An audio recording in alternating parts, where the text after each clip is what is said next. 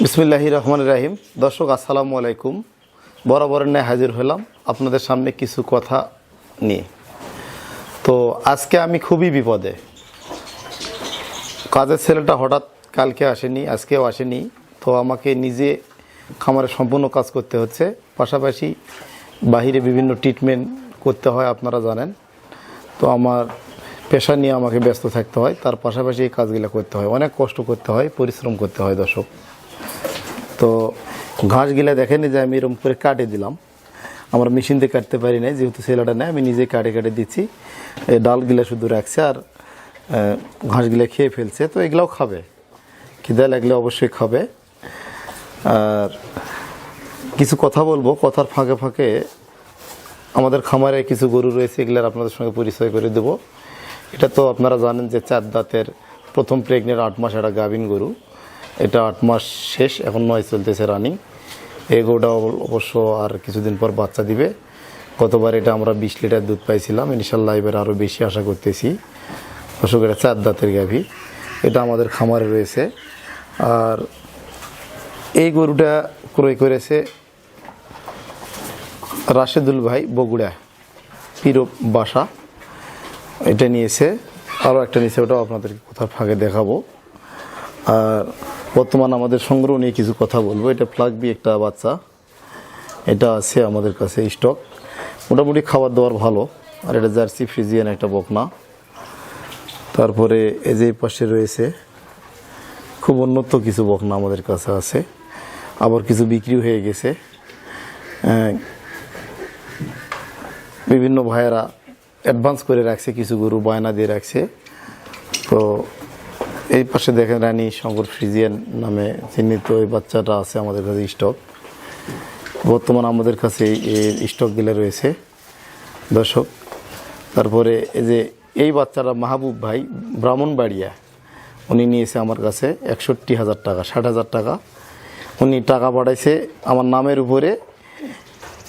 60,000 টাকা, 45,000 টাকা দিয়েছে, আমি টাকা পাইছি 46,125 টাকা। এই টাকা আজকে ব্যাংকে উঠাইছি। তো এটা ইনশাল্লাহ এই সপ্তাহের মধ্যে পাঠাবো, চিন্তা ভাবনা করতেছি। অন্য গাড়ির সঙ্গে মিল করে তাহলে ভাড়াটা ওনার কম লাগবে। তারপরে এইদিকে কিছু গরু আমার রয়েছে। তারপরে এই বাচ্চাটা আপনারা দেখতে পাচ্ছেন, এটা সিলেটের এক ভাই নিছে আমার কাছে 58,000 টাকায়। এটা ঈদের একদিন পরে ডেলিভারি নেবে, সেই অনুযায়ী রাখছি। এই পাশে আরও কিছু বাচ্চা আছে। তো আরও কিছু বাচ্চা আমাদের কালেকশন হয়েছে দর্শক বন্ধুরা। তো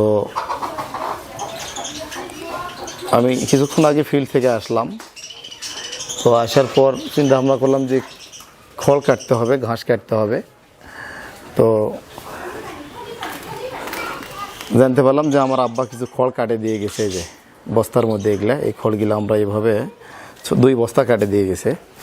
এইভাবে আমরা এই খড়গুলা কাটি এই খড়গুলো আমরা গরুকে দিই। তো কালকে ঘাস নিয়ে আসছিলাম বাজার থেকে, 1 ভ্যান ঘাস নিয়ে আসছিলাম, প্রতিদিনই ঘাস নিয়ে আসি। এই ঘাসগুলো আমরা খাওয়াই এবং খেড়ও খাওয়াই দর্শক। আর আমার শখের জিনিস আপনাদেরকে দেখাই, দেখেন পাখি, 4টা পাখি কিনছিলাম। মন খারাপ যখন খুব হয় তখন এই পাখিগুলোর দিকে দেখলে অবশ্য ভালো লাগে।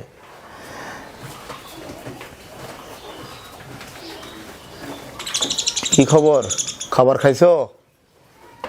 পানি নাই, এই পানি নাই তো খাবারও নাই পটে, খাবার দিতে হবে এদেরকেও।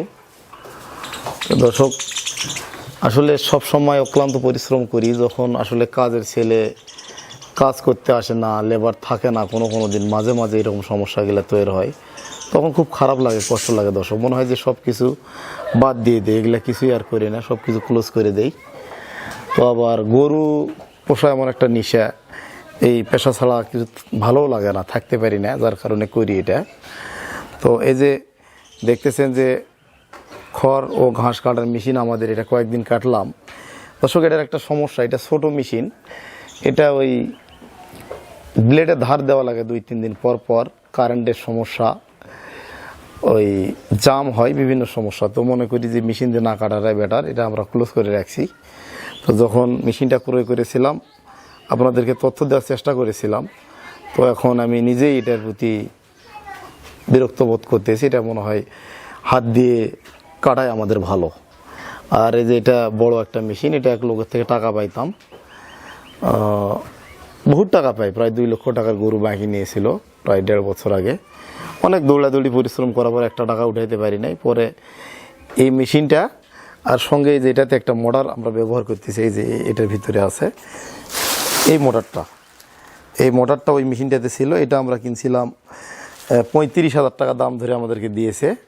যাই হোক, পরে আমরা ওই মোটরটা খুলে এই মেশিনটাতে লাগাইছি। এটা অবশ্য আমাদের আছেই। তো আমরা একটা শেড করতেছি, আমাদের বাড়ির পাশে একটা জমি আছে আমাদের, সেই জমি ইনশাল্লাহ অগ্রহায়ণ মাসে ভরাট করে খামার আবার ওখানে বড় আকারে করব। তখন আমরা এই মেশিনটা ইনশাল্লাহ ব্যবহার করব আর কি, এই জন্য রাখছি। তো এই যে ম্যাট, এটা আমাদের